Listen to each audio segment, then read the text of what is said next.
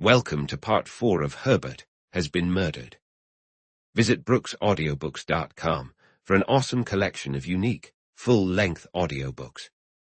And be sure to subscribe to be notified when new books are released. Chapter 16. 2:13 a.m. Time versus Death. O'Brien shifted restlessly in his chair by the hall door and let out a yawn. Glancing at his watch, he saw it was already 2:15. He began to think of all the things he'd trade for a strong cup of black coffee, the top item being his shirt. Or, if not coffee, anything exciting enough to keep him awake. Just then, the telephone jangled. He stood up abruptly and walked over to it, half expecting it to be Lieutenant Williams checking in to see if everything was all right. Well, everything was fine. O'Brien picked up the receiver and said, "Hello." There was no response, just an eerie silence on the other end, broken only by a faint thumping sound and what might have been the tinkle of breaking glass. "Hello," O'Brien called again. The line wasn't dead. There was no buzzing that signaled a broken connection. It was clear the receiver on the other end had to be off the hook. O'Brien muttered a few choice words under his breath, wondering what kind of nonsense was being pulled on him. "Hello," he tried once more. A click followed, and the buzzing started. The line was dead. Whoever had been calling had hung up. O'Brien sighed and put down the receiver, then considered what he should do next. The thumping noise and the sound of glass breaking echoed in his mind, growing more concerning the more he thought about them. He didn't need to venture as far as Denmark. Something was definitely amiss right here in New York. He dialed the operator, identified himself as a police officer, and requested that they trace the call he had just received. "1 moment, please," the operator said cheerfully. A minute passed, then 2, then 10. But eventually he was told the call had come from the apartment of a Mr. Thomas Hollander, and they provided him with the phone number and address. O'Brien quickly wrote down the details. He then dialed Hollander's number, fully aware he was just upstairs. After several attempts with no reply, the situation began to feel increasingly alarming. O'Brien suspected it was tied to the activities of Lieutenant Williams. If it had been just someone from Hollander's apartment trying to reach him, he would have received an answer. And the thumping noise, along with the sound of breaking glass, suggested something was wrong. This was clearly a situation that required immediate attention. O'Brien contacted his precinct and reported what had happened, along with his suspicions, to the sergeant on duty. He was assured that a raiding squad would be sent to the address promptly. They arrived to find Lieutenant Williams tied up and disoriented, lying on the floor under a table when the officers forced their way into Hollander's apartment. After a splash of cold water and a glass of whiskey from a nearby decanter, Williams slowly began to regain his senses. He pushed away the assisting hands and went to the phone to call the Franklins. "O'Brien." "Yes, Lieutenant. Are you all right?" Yes. Listen carefully to what I say and follow my instructions exactly. Franklin's life depends on it." "Understood, sir." "Go upstairs and wake Dr. Jameson. Tell him I believe Hollander is armed with a knife and is likely just waiting for a chance to strike when neither the nurse nor Christian and Hanson are watching. Hollander is an enemy of Franklin, not a friend. Have Dr. Jameson go down and knock on Franklin's door. He should enter as soon as it's opened. Now pay attention." "Yes, sir." "Tell him to ask the nurse about the patient. He needs to act naturally. Then while he's leaving, he should gesture for Hollander as if he wants to say something to him. Hollander will get up and approach him. Tell him to whisper to Hollander that he needs to speak with him privately for a moment. If Hollander would be so kind as to step into the corridor, you'll be waiting there. When he comes out, take him by surprise. Put the cuffs on him and keep him quiet until I arrive. I won't be long. Got it?" "Yes, sir." Lieutenant Williams hung up and turned to the sergeant, overseeing the detail. "Leave 1 man here, Sergeant," he instructed. "The others can head back to the station after they drop me off at the Franklins." "Anything you want the man left here to do, Lieutenant." "Only if a dark-haired young man shows up, which is unlikely. But if he does, just have him held for me until I can get there. On the street, Lieutenant Williams climbed into the passenger seat of the department car and said, "Step on it, Clancy. It's just 11 blocks up and 3 over." The car accelerated, swooping to the right at the corner and speeding up Lexington Avenue. Traffic was light, and the few cars around posed no challenge. "Is something about to break on that Franklin case, Lieutenant?" "Either it will, or it already has." "A homicide, right?" "Could be, by now." Nurse Murrow smoothed the last wrinkles from her uniform as she waited for Dr. Jameson to open the door. It was important to look one's best, always. You never knew when it might matter. "Oh, Doctor, I apologize for calling you out again so soon, but Mr. Franklin seems to be showing signs of coming to." Dr. Jameson, no longer the eager-eyed practitioner he used to be, did his best to shake off the heaviness of sleep. "I'll be right down, Miss Murrow." "I'll be waiting, Doctor. Just need to splash some cold water on my face." "No rush, Doctor." He disappeared back into the room. Ah, thought Miss Murrow, what a man. He had never been short with her, unlike so many others. Someone was coming up the stairs, fast, 2 at a time, an officer. "Where's the doctor, miss?" O'Brien huffed, catching his breath. "He'll be right here, officer." "I need to see him immediately." O'Brien brushed her aside and swung the door open. Dr. Jameson appeared at the threshold, surprised and slightly disheveled. "Listen, Doctor, the lieutenant just called," he said. O'Brien recounted everything the lieutenant had said. "But good heavens, this is the most astonishing news I've ever heard." Dr. Jameson's damp eyebrows danced in disbelief. "Now's not the time for surprises, Doctor," O'Brien replied. "Let's move, calmly and quietly. We don't want to tip anyone off." With O'Brien leading the way, they descended the stairs. "Hey, Herb," Hollander murmured softly. Franklin's voice was so faint it barely reached him. "Who is it?" he asked, his words trailing off. "It's your friend, Herb." A sullen, petulant expression crossed Franklin's face, making his full lips appear almost venomous. He managed a strange sound that might have been meant for a laugh. "I don't have any friends." His voice was barely a whisper. "What happened to you, Herb?" "Happened?" Franklin's eyes strained to pierce the fog that clouded them. "Something did happen. I want the police. I'll get that rotten, that." Silence fell for a moment.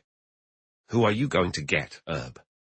Franklin fixated intently on Hollander now. Hollander's right hand, rigid with tension, moved slowly to the area over Franklin's heart. "Who are you going to teach a lesson to, Herb?" Hollander pressed. The haze was lifting, and Franklin was beginning to see clearly.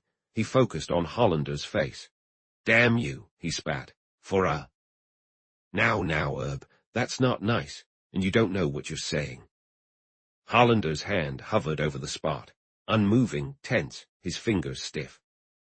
"I'm going to call a policeman, and—" Franklin's voice faded, barely a whisper. His lips lay still, just like the rest of his body, which felt completely lifeless. "No, you're not, Herb," Hollander whispered, "and you're not going to tell anyone either." Franklin grew weary of gazing up at Hollander. His eyes nervously traced the line of Hollander's right arm. "Neither you nor all the demons from hell," he whispered faintly, "can stop me from speaking." Then he noticed the knife. "Can't I, Herb?" It was the thinnest knife Franklin had ever seen. He wondered where Hollander had gotten it. There was no hilt, or maybe the hilt was hidden in Hollander's palm. A stiletto, that's what it was, and its tip was pressing into the white bedspread just above his heart. If the pressure continued, it would pierce right through. Crack! Crack, crack, crack, crack, crack. A shot from Christian's gun shattered Hollander's right wrist. Hanson's bullet struck him in the right shoulder. 2 more bullets from the following barrage found their marks. One lodged in his right hip, the other deeper in his leg. Despite Nurse Murrow's orders, both officers had entered the room, crouching low to remain hidden from Franklin's view while keeping a close watch on Hollander's suspicious movements. They were only 4 or 5 feet away, still crouched low, as blood stained the white, spread into a sickly smear, when Hollander dragged his wounded wrist across it to the floor. Chapter 17. 4:40 a.m., the angle of death's path. The pounding on the door grew frantic, and Christian, who was on the verge of losing his composure himself, approached and unlocked it. There stood Dr. Jameson, flanked by a throng of visibly agitated servants and accompanied by Nurse Murrow and O'Brien, all trying to push their way inside. "Is it Franklin?" Dr. Jameson gasped. "No, sir, it's Hollander. We got the knife away from him before he could stab Franklin, and then we shot him down." "Close the door, officer, and keep everyone else out. Come in with me, Miss Murrow." Dr. Jameson entered the room with Nurse Murrow. Christian shut the door, and the loud, anxious whispers faded away. "Thank God, officer, you saved Franklin. What a mess." Dr. Jameson glanced critically at Hollander, who lay crumpled on the floor by the bed, drenched in blood. "You too, help Nurse Murrow. Lay him out on that chest by the window. Do what you can for him, Miss Murrow, until I've attended to Franklin." Christian and Hanson lifted Hollander and carried him to the makeshift cot that Miss Murrow had prepared, using blankets and a pillow atop the mahogany chest by the window. Nurse Murrow then became the picture of competence. She cleaned and dressed Hollander's wounds, applying a tourniquet above his broken wrist. In her assessment, his condition wasn't life-threatening, considering his apparent strength and likely robust health. And yes, he was quite handsome. What a shame he would be arrested. Or maybe he was already under arrest, though she usually thought of handcuffs in connection with that. Surely, they wouldn't put handcuffs on him now. Despite her long experience with terrible injuries, she shuddered slightly at the sight of that shattered wrist. They couldn't be so heartless as to send him off to prison. Dr. Jameson would never allow one of his patients to be treated that way. After all, Hollander was under the doctor's care.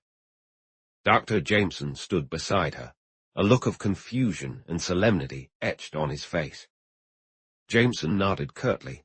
"Yes, he is on his way." Christian shifted, his discomfort evident. "It just seems like we're going in circles here. Everyone, waiting around while we try to sort this mess out." Hanson, who had been silent, looked deeply troubled. "You really think they'll pin this on us?" "That's certainly how it's shaping up," Dr. Jameson replied, his voice cool but laced with irritation. "You did everything you could, but public sentiment doesn't always bend to reason. It's a cruel business we're in." Christian clenched his jaws, trying to hold back the rising tide of frustration. The whole thing was so quick. How could anyone even assume? Emotions run high, especially when a man like Franklin is involved. His death changes everything. "People want someone to blame," Dr. Jameson interjected, tapping his foot impatiently. "Then we best be ready for whatever comes next," Christian stated, determination creeping into his tone. "Just keep your heads about you. We'll need to tell the lieutenant everything, every detail. Everything we witnessed," Dr. Jameson instructed, composed but firm. "Understood, sir," Christian responded, though his heart sank at the thought. "What else is there to do?" Hanson muttered, struggling to keep his composure. Dr. Jameson looked them both in the eye, his expression resolute. "We face the music together. This isn't the end. We must navigate through it, as professionals and men of integrity." Jameson felt as though he might faint if he didn't press the brakes. "Oh, yes, indeed, officer. He called to warn me that my patient was about to be murdered and suggested I rush downstairs to stop it. Murder? Nonsense. It's quickly turning into a disaster." "What has happened here?" Lieutenant Williams, looking very pale and still weak, with an improvised bandage wrapped around his head, had entered the room unnoticed. "You can see," Dr. Jameson replied, his tone almost insulting in its clarity, "for yourself." Dr. Jameson elaborated further. He described his version of the altercation. He maintained it was an altercation that had just unfolded. Aside from the discomfort pulsing through his head, Lieutenant Williams felt utterly dejected. No situation, regardless of the circumstances, could be considered a success from his standpoint. To his credit, He had received one slap to the face, endured a solid blow to his head from a lead slug, and now it appeared the very man they had been assigned to protect had been shot and killed by his own troops. That, at least, was the impression the agitated man buzzing around him was clearly trying to convey. It would undoubtedly be a high-profile case, but he shuddered at the thought of what it would be known for. "This," he said, "is ridiculous." Dr. Jameson was now thoroughly exasperated. "I'm glad you can find some humor in this miserable predicament, Lieutenant." "Humor? No, Doctor. I'm simply stating that the idea of Franklin being shot by one of my men is absurd." "Would it convince you, sir, if I were to extract the bullet and let it speak for itself? Imperfections in the barrel leave their marks, don't they? You could then determine which of these two young men fired the unfortunate shot." "Please don't get upset, Doctor. I'm not trying to irritate you or make jokes. I just can't make sense of this. Where exactly is the wound, Doctor?" "It's in the chest." "Christian, where were you and Hanson standing?" "We were crouched on the floor just inside the room, sir. Not more than 5 feet from Hollander," Christian replied. "Then we need to think about the angles, Doctor. There's Franklin. There's about where my men were situated. It would take an extraordinary shot for either of them to hit Franklin in the chest. In fact, it might be nearly impossible." Dr. Jameson remained unfazed. "If you read the papers, you'll see plenty of innocent bystanders who have been shot down by the police." "That's not a fair comparison, Doctor. Those cases involved chases, rapid movements, streets crowded with people. This situation was entirely different. I'm going to call Central Office and request permission for you to remove the bullet and determine its trajectory." "Request permission, sir? Do you honestly think it's my job or my enjoyment to go digging for bullets and figuring out their paths? I'm a specialist, after all." Yes, Doctor. But right now it is your responsibility to do just that. We need that information immediately." "And why is that, sir?" "Because if the caliber of the bullet that killed Franklin is different from the ones in my men's guns, or if its trajectory proves it couldn't have been fired by one of them, then the murderer is still somewhere in the house. He couldn't have slipped away since the guards are still on duty downstairs. Then the murderer is still somewhere in the house." The chilling implications of the statement helped to cool Dr. Jameson's rising anger. He was growing weary of being upset, in any case. "I apologize for my impatience, Lieutenant. You may have a point, and I'll gladly assist you in any way I can." "Thank you, Doctor." "I'll call Central Office from downstairs," Lieutenant Williams said, "because I want to make sure the guards down there are extra vigilant. If you want to start the investigation, that's perfectly fine. I'll brief the medical examiner on everything. It's crucial that we get to the bottom of this. Christian, you and Hanson are to stay in this room. Search it, and Hollander for a weapon." "Yes, sir." With that, Lieutenant Williams stepped out, and Dr. Jameson began his examination, aided by Nurse Murrow. The room had the chaotic feel of a disaster. Christian and Hanson, having searched for a gun and finding nothing, leaned dejectedly against the wall by the chest where Hollander lay. A sense of relief washed over them, something they had felt since Lieutenant Williams entered the room. Neither of them could have fired the shot that killed Franklin, and they were both fairly certain the other hadn't either. They couldn't read anything from Dr. Jameson's expression about how the examination was progressing. Neither was inclined to scrutinize what he was doing closely. Their minds raced with similar thoughts. Hollander couldn't have had a gun, or they would have found it during their recent search. Their own shots couldn't possibly have gone so wide as to strike Franklin, but someone must have had a gun, and Franklin had been shot with it. Yet nobody had been in the room with Franklin except for the 3 of them and Hollander. It was maddening, as the riddle continued to spin in their minds. Each thought made a cycle of reasoning, then began again. If Lieutenant Williams hadn't returned, and if Dr. Jameson hadn't just removed the bullet, they likely would have lost their grasp on sanity. "Everything is in order, Doctor," Lieutenant Williams said upon his return. "The medical examiner is quite grateful for your assistance. He won't be coming back tonight unless I call for him. He asked me to extend his thanks. Not a problem at all, Lieutenant, Dr. Jameson replied. Jameson was visibly eager. You know, it's surprising. I'm not an expert on bullet calibers, but I think you're right about the angle. Here's the bullet. Lieutenant Williams examined the lead pellet with curiosity before slipping it into his pocket. It's not from one of our guns, Doctor, he replied. I'm not surprised at all, Lieutenant.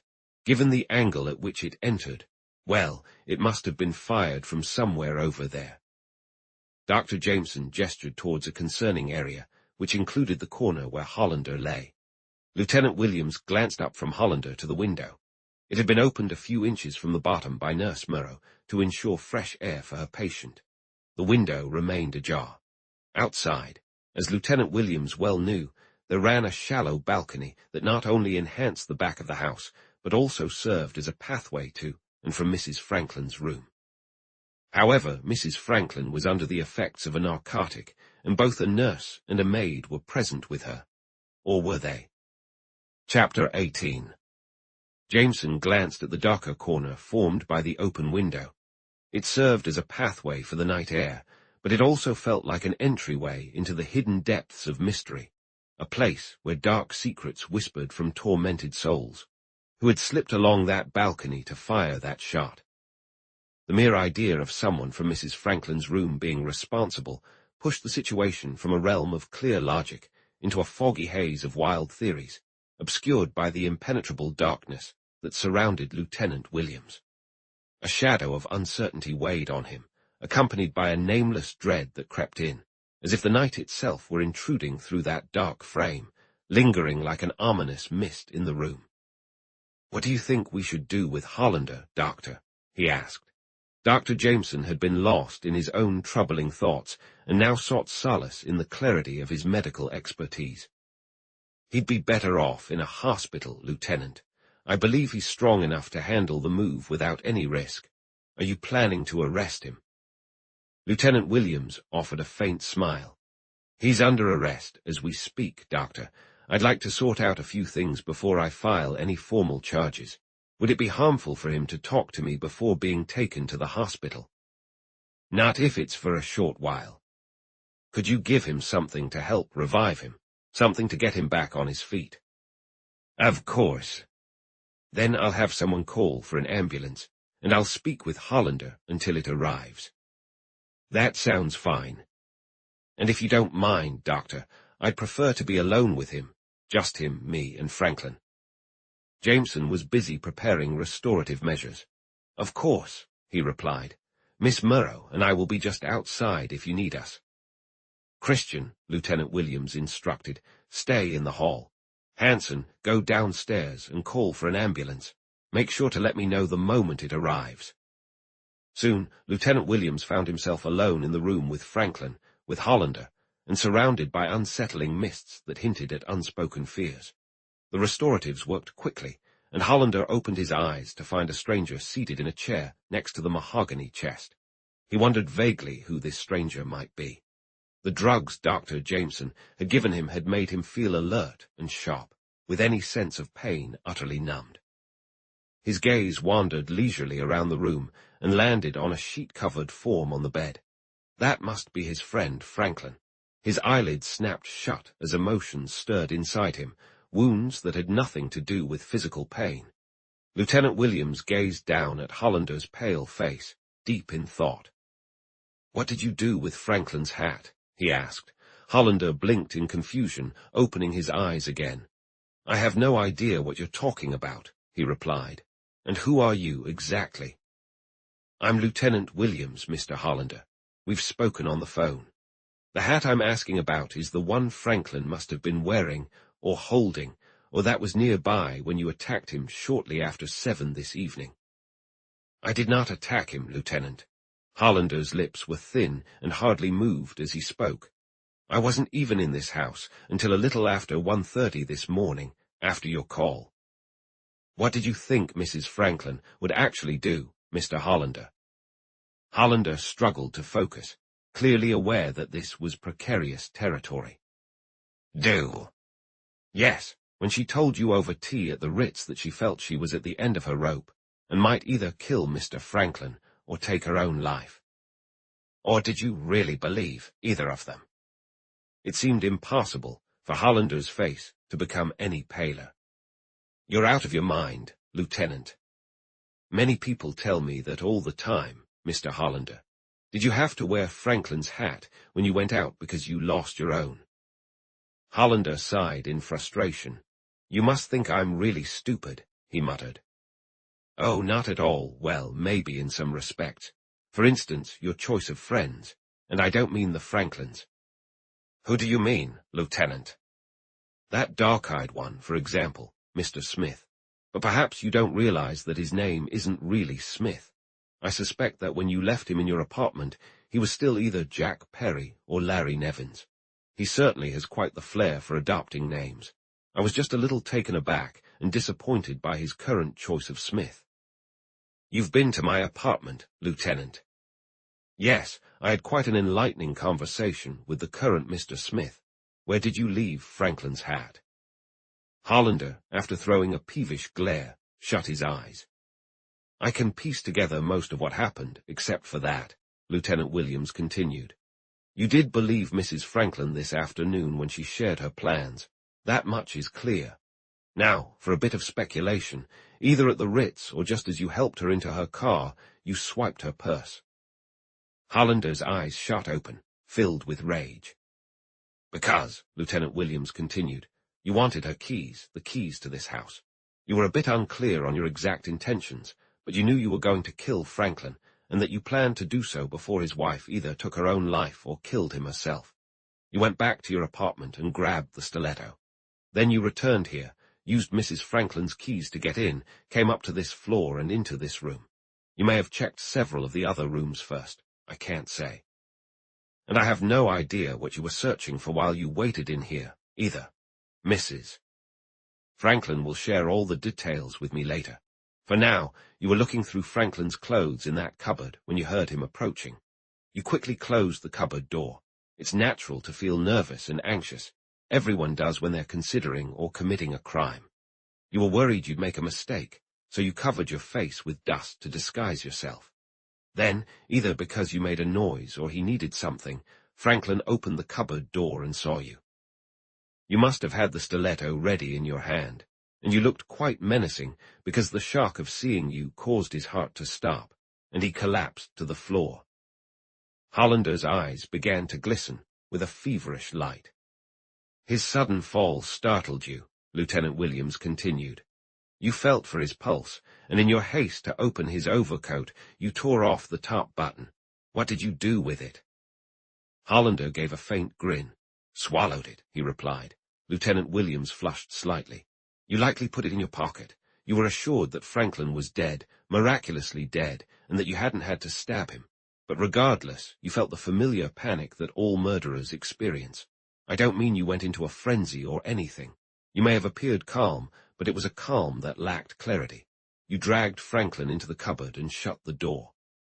You washed the dirt off your hands and face in the bathroom, combed and styled your hair, polished the silver, and then wrote that strange note that Mrs. Franklin found, which served only to redirect suspicion onto someone else to keep her from being a suspect. But why did you take Franklin's hat, and where did you hide it? You're talking nonsense, Lieutenant. On the contrary, Mr. Hollander, those were the actions taken here tonight, whether you were the one who enacted them or not. Yes. Yes. It's quite possible that if you didn't make them, then Mrs. Franklin must have. Hollander looked very anxious, very worn out. You're just bluffing, Lieutenant, he replied. And you're a frightened man, Mr. Hollander. Are you planning to arrest Mrs. Franklin? That depends. Because she didn't do it. Why do you think that, Mr. Hollander? Because she loved her husband. Could you explain how it is she loved him so much, yet either wanted to kill herself or him? Pride, Lieutenant. Lieutenant Williams considered that angle. It was something he couldn't dismiss. Every year, many outrages occurred because of pride, just as often as they did from jealousy and hatred. So you believe, Mr. Hollander, that her husband's affairs wounded her pride so deeply that her love turned into something resembling hate? Why not? A fierce edge crept into Hollander's voice. His eyes sparkled with intensity. People don't see her like I see her. Nobody knows her the way I do. Lieutenant Williams shrugged. She made you resent your friend, the man you fought alongside and whose life you saved. That's nonsense, Lieutenant. But you felt that way, didn't you? Oh, sure, what happened is true enough, but those feelings don't last. Friendship. Among men, absolutely not. Hollander shook his head in irritation. Gratitude becomes exhausting, Lieutenant, both to give and to receive. Especially, Lieutenant Williams said gently, if there's a woman involved. No, no, no. The three denials held a striking and convincing finality. But you do love Mrs. Franklin. I worship her. And what about her feelings? I don't know. Hollander's expression was now clear, his eyes sincere and open. Why should she feel anything for me? I'm nothing. Herbert was everything. Lieutenant Williams almost regretted having to ask. Then why does she refer to you as Tom, darling in her notes? Hollander hesitated for a moment before responding. He thought carefully about the question. I suppose it's because she feels pity for me, he replied. I personally think that's a pretty poor assumption. No, just hear me out, Lieutenant. Hollander's voice began to drift. His sentences turned disjointed and nonsensical. Lieutenant Williams felt a wave of relief as the door swung open, revealing two stretcher-bearers entering, followed closely by Dr. Jameson and the ambulance surgeon. As they lifted Hollander onto the stretcher, he slipped back into unconsciousness. Lieutenant Williams stopped Dr. Jameson at the door. There's something I need to ask you, he said. Chapter 19. 9:15 a.m. The Properties of Horror. Doctor, Lieutenant Williams said, our main concern is to figure out who fired that shot. The primary reason is straightforward. We need to find and arrest the person responsible. There's also a secondary reason to consider. Individuals who reach a point of mental instability that drives them to commit murder often don't stop at just one crime. Once they've tasted blood, their awareness heightens, and they live in constant fear of being discovered and caught. To avoid capture, they might think, why not kill again? After all, they can only be executed once. I'm assuming, of course, that the perpetrator is an outsider, someone currently hiding in the house who might make a desperate attempt to escape. Though this assumption may not hold much weight, it's one that must be considered. I suspect the evidence will eventually reveal that the criminal is actually someone who belongs here. That does narrow it down, doesn't it, Lieutenant, to whoever was in Mrs. Franklin's room? It does, unless someone managed to drop a rope ladder from an upstairs window to reach the balcony that way. But I don't put much faith in those kinds of tricks, Doctor, just like I don't believe in sliding panels or trapdoors. Outside of the occasional con artist, I've never encountered a sliding panel in real life, and I doubt I ever will. Dr. Jameson was more inclined to take the idea seriously. But a rope ladder, there very well could be one around here for emergency escape. All right, who was in the room just above this one? You, did you come down a rope ladder and shoot Franklin?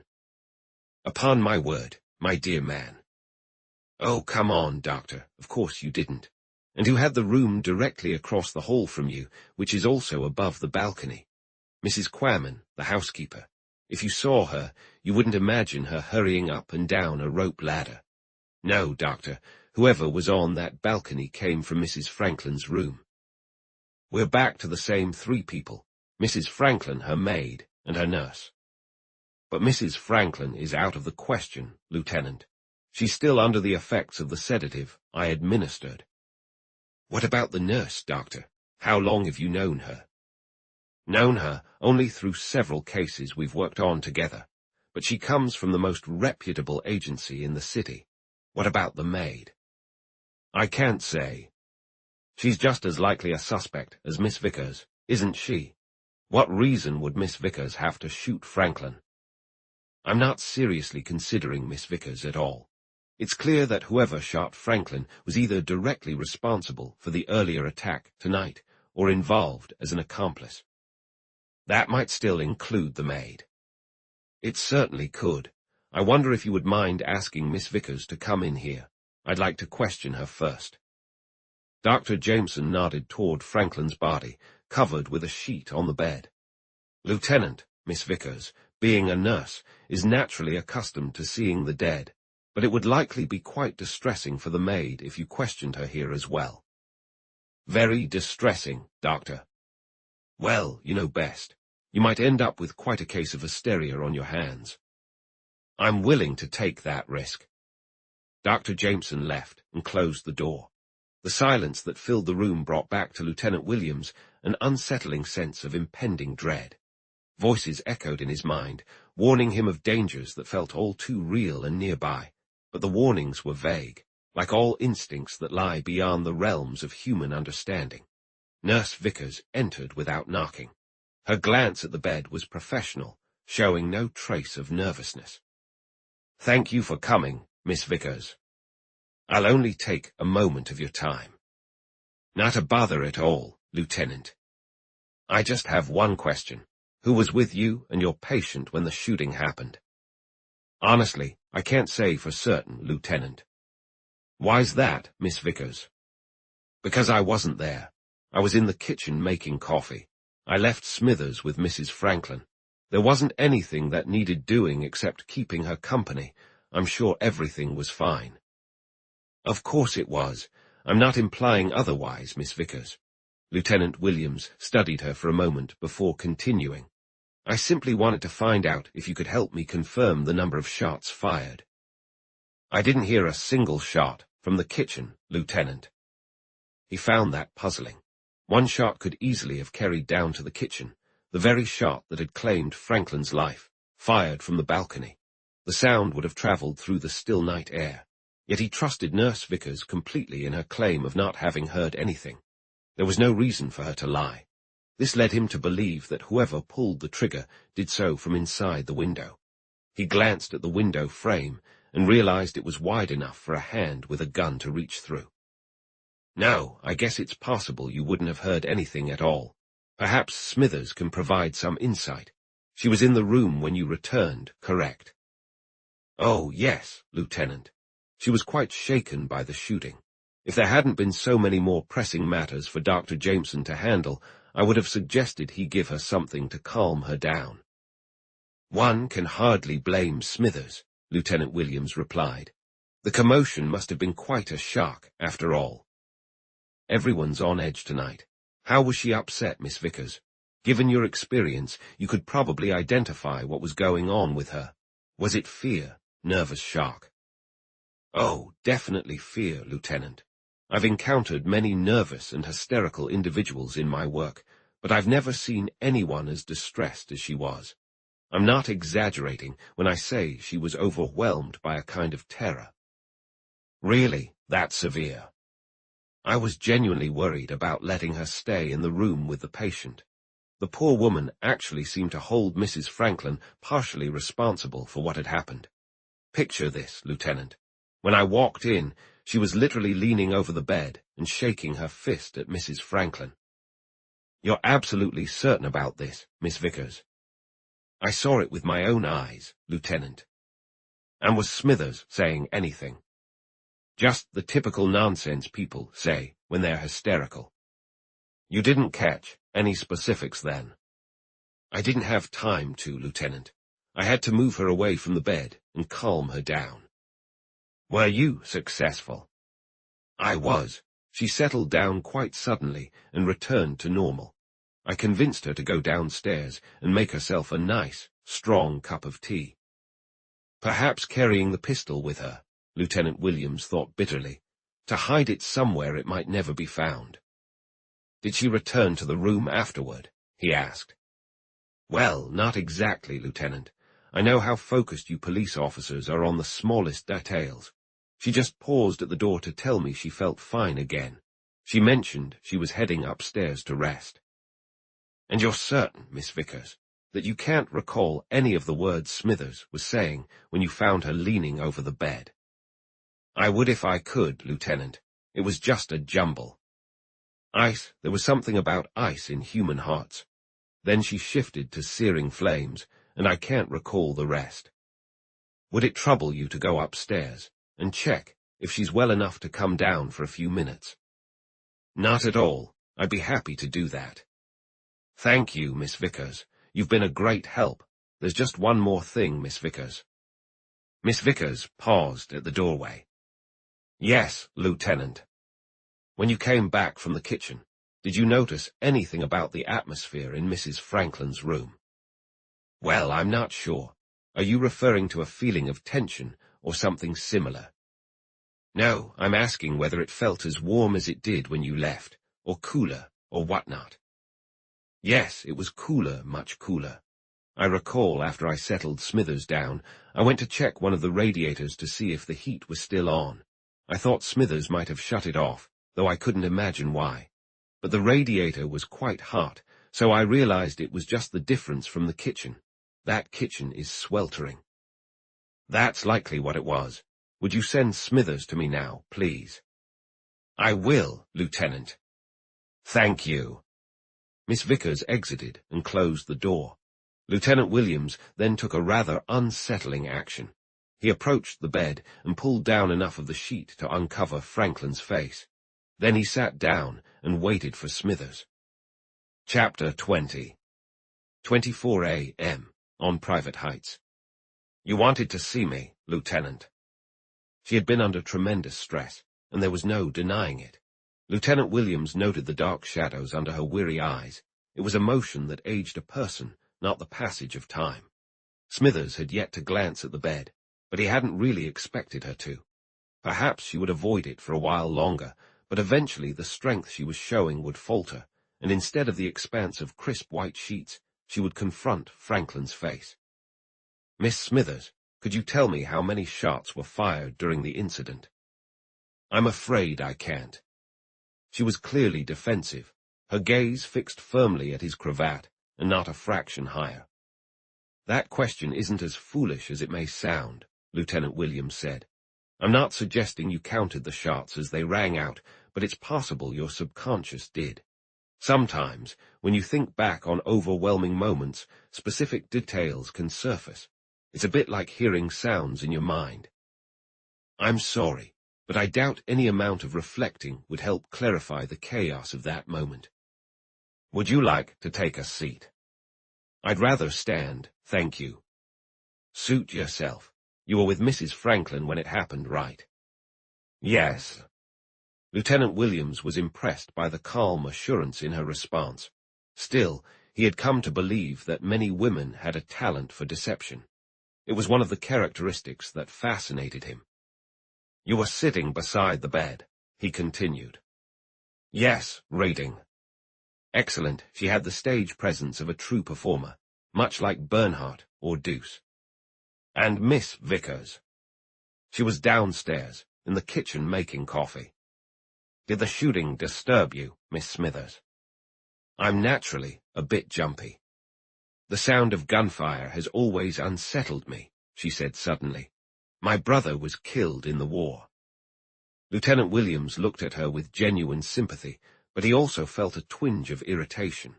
Her statement was such a clear and definitive marker. When a young woman, regardless of her potential misdeeds, flatly declares that her brother died in the war, it's hard to brush it aside without acknowledgement. Did you lose anyone you loved in the war, Lieutenant? She seemed determined to press the point. He wished she would let it go. No, Miss Smithers, I didn't. Then you don't really understand soldiers. Not much, I suppose. I'm not just talking about soldiers or the war itself. It's a state of being, a kind of heightened awareness. It's difficult to explain. But that's what helped me understand Mr. Franklin. He never truly recovered from his time as a soldier. Maybe that also explains why Mrs. Franklin misjudged him. The conversation was improving. They were finding common ground. Exactly, Smithers replied. She didn't lose anyone in the war either. The fog began to thicken around them. I'm afraid I'm not following you very well. It's rather pointless, Lieutenant. What I mean is that in Mr. Franklin, I kept seeing my brother. I felt for him as if he were my brother, had he been in the same situation. You felt for him? Yes, I felt for him, because of her damn superiority. You think Mrs. Franklin was overly controlling. He noticed Smithers was losing her composure, anger beginning to blaze in her eyes. Lieutenant, she saw him as her pet tiger. Just think about how physically powerful he must have been. Very powerful. It pleased her to have control over him. You know how people often say it can be done with a single word. I wouldn't say she truly succeeded there. What about the other women? Yes. She didn't care. If anything, it only fed her sense of power.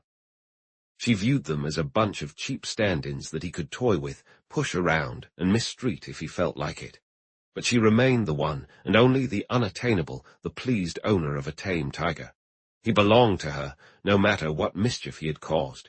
She had seen him cry. That's hard to believe. It's true. One night he took her in his hands and twisted her, just like that. She didn't say a word. For a whole month he walked around the house looking like a beaten cat. Then she offered him a kind word, and he cried, "I wish she were in hell." Maybe she is, Miss Smithers, just that. She won't be there long. People like her don't. Lieutenant Williams kept his gaze thoughtfully fixed on the bed. Tell me, Miss Smithers, do you think Mr. Franklin is happier dead? Let me phrase it this way. If Mr. Franklin were truly your brother, would you prefer to see him dead rather than living in the emotional hell you think he experienced? His eyes stayed locked on her, unwavering. No, she replied. There is always a way out. It was undeniable. She found herself drawn to look as well. Against every instinct, her gaze followed Lieutenant Williams's steady focus. There was peace greater than she had ever witnessed while he was alive, peace for a weary heart, a simple, ordinary, happy human heart that had been shattered by too many complexities. Oh, I'm lying, Lieutenant. I would give anything for that. He moved quickly now, having captured the mood. Were you thinking about all this when you stood outside on the balcony and watched him through the window? Her eyes remained fixed on the cold, closed lids, the mouth shaded in soft shadows. She felt as though she had retreated to a private place. I wasn't on the balcony. And I'd like to know what you did with the gun. Perhaps he was laughing at it all now, if people laugh in heaven. He and her brother. They might have gathered, sharing laughter over it all, but they wouldn't be laughing at her. There was no reason to use the gun, Lieutenant. Then what did you do with it? I put it back in the bottom of my trunk. He would understand now the precise reason behind her actions. People know everything in heaven. There's this all-encompassing awareness that strikes like lightning, illuminating everything in an instant. Target, gun, gun. Her face was like pale ivory. What did you say, Lieutenant? I simply asked you, Miss Smithers, what you did with the gun, and you mentioned that you put it back in your trunk. Her gaze, directed at him, was strangely free of fear. So if I told you that, you'll find it there. That wasn't the wisest choice, Miss Smithers. It's not of much consequence. You mean you don't care? Not just that. I'm referring to the gun. I never fired it. Then why conceal it? Because it's illegal to possess a gun. Then why did you have one, Miss Smithers? It's a Colt .38 my brother gave me over 12 years ago. I've always kept it close. What caliber is it? A Colt .38. The bullet in Lieutenant Williams's pocket had been fired from a Colt .38. And tonight, you intended to use it to save Mr. Franklin by shooting him. No, Lieutenant. I was going to shoot Mrs. Franklin if she tried to get near him again. Again? Of course, Lieutenant. She left the room last night right after he knocked and said goodbye. And went out into the hallway. Yes. When did she return? She didn't come back.